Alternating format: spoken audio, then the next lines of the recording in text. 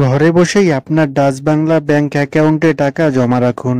আপনি হয়তোবা ডাচ বাংলা ব্যাংকে অথবা এটিএম বুথে গিয়ে আপনার ডাচ বাংলা ব্যাংক অ্যাকাউন্টে টাকা জমা রাখেন। এতে করে কিন্তু অনেকটাই ভোগান্তি হয়। আপনি যখন এটিএম বুথে টাকা জমা রাখতে যান, তখন কিন্তু আপনার টাকার যদি কোনো সমস্যা হয় তাহলে কিন্তু সেই টাকা জমা নেয় না। তাছাড়াও আপনি ব্যাংকে গেলেও কিন্তু অনেক সময় লাগে। আপনি চাইলে ঘরে বসেই কিন্তু রকেট অ্যাকাউন্টের মাধ্যমে আপনার ব্যাংক অ্যাকাউন্টে টাকা ট্রান্সফার করতে পারেন। এই ভিডিওটির মধ্যে আমি দেখিয়ে দিব কিভাবে আপনি আপনার রকেট অ্যাকাউন্ট থেকে ডাচ বাংলা ব্যাংক অ্যাকাউন্টে আপনার টাকা ট্রান্সফার করতে পারবেন ঘরে বসে। তো ভিউয়ার্স, এরকম নতুন নতুন ভিডিও পেতে আমাদের চ্যানেলটিকে সাবস্ক্রাইব করে রাখুন। তো চলুন তাহলে কথা না বাড়িয়ে মূল ভিডিওটি শুরু করা যাক।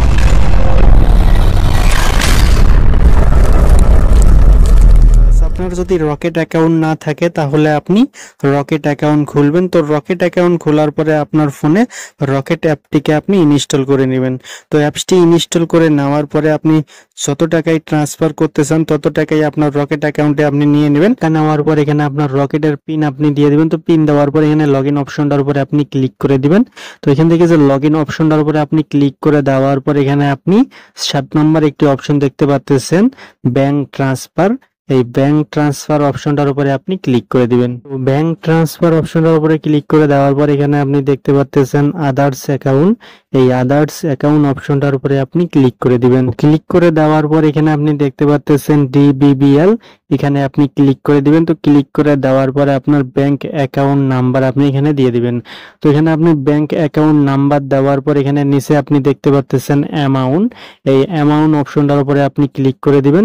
তো অ্যামাউন্ট অপশনটার উপরে ক্লিক করে দেওয়ার পর আপনার ব্যাংকে আপনি কত টাকা ট্রান্সফার করতে চান এই অপশনটার উপরে ক্লিক করে দেওয়ার পর আপনি এখান থেকে অ্যামাউন্ট দিয়ে দিবেন। তো আপনি যত টাকাই ট্রান্সফার করতে চান সেই অ্যামাউন্ট আপনি ফাঁকা ঘরের মধ্যে দিয়ে দিবেন। তো ফাঁকা ঘরে দেওয়ার পর এখানে আপনি দেখতে পাচ্ছেন নেক্সট, এই নেক্সট অপশনটার উপরে আপনি ক্লিক করে দিবেন। তো নেক্সট অপশনটার উপরে ক্লিক করে দেওয়ার পর এখানে আপনার রকেট অ্যাকাউন্টের পিন আপনি দিবেন।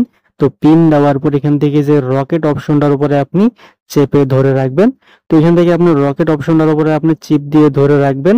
তো এখান থেকে চিপ দিয়ে ধরে রাখার সাথে সাথেই আপনি দেখতে পারবেন আপনার ব্যাংকে কিন্তু রকেট অ্যাকাউন্টের টাকা আপনার ব্যাংকে ট্রান্সফার হয়ে গেছে।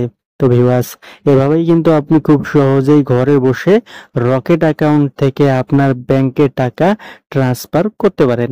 ভিডিওটি কেমন লাগলো অবশ্যই কমেন্ট করে জানিয়ে দিন আপনার মূল্যবান মতামত।